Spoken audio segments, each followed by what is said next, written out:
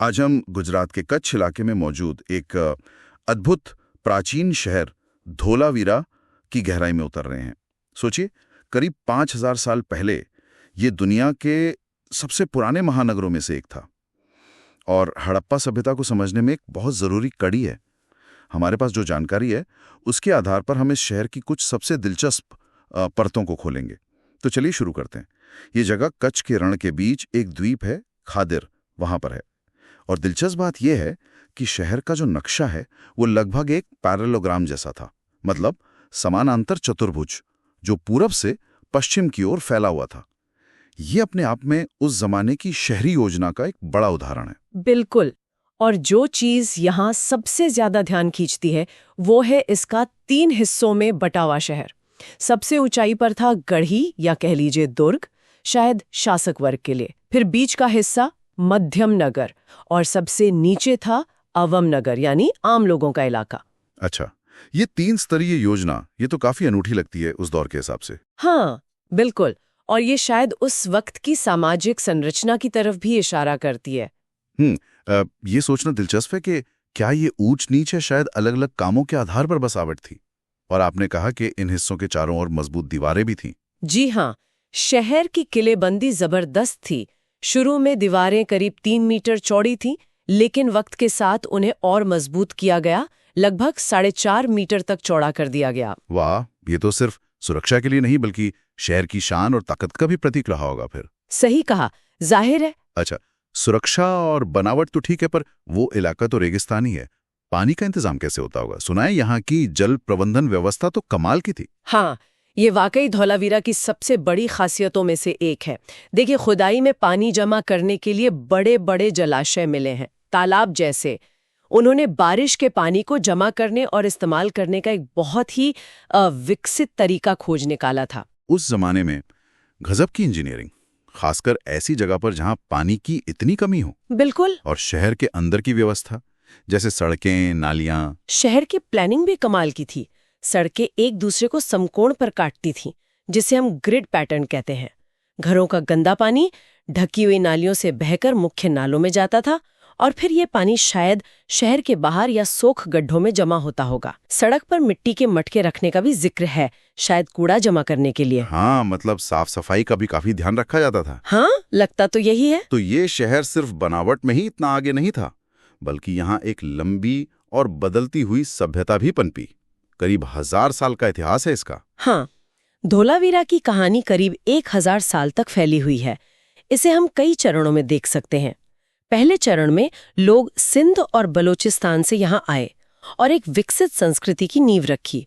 वो मिट्टी के सुंदर बर्तन बनाते थे, तांबे के औजार इस्तेमाल करते थे और कीमती पत्थरों और शंख के मनके भी बनाते थे। अच्छा, पैमाने पर निर्माण और योजना की निशानी है। और फिर ये एक ठेठ हड़प्पाई शहर कैसे बना? मतलब वो हड़प्पा वाली पहचान कब आई? वो आया तीसरे चरण तक आते आते।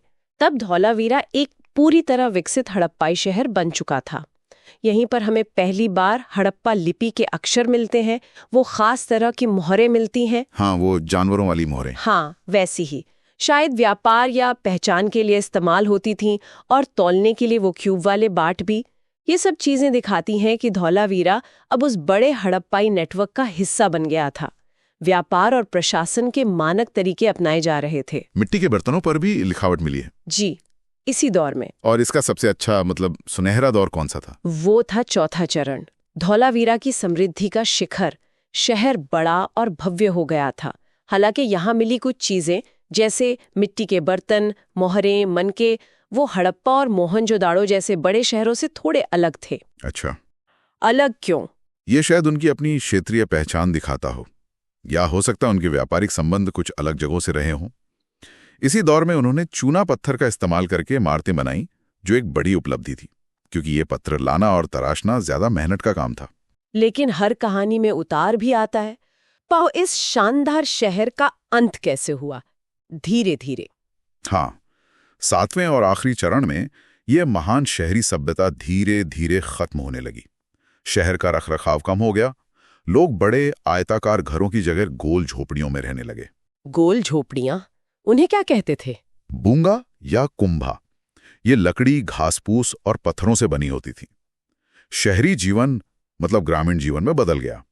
करीब 1000 साल तक आबाद रहने के बाद ये शहर पूरी तरह उजड़ गया और फिर कभी बस ही नहीं पाया। वजह क्या पता चला? पक्का तो नहीं कह सकते, कई कारण हो सकते हैं, जैसे जलवायु परिवर्तन, व्यापार मार्गों का बदलना या शायद कुछ और। शहर की बनावट और जीवन तो हमने समझा, लेकिन यहाँ की कब्रें भी कुछ खास हैं, है ना?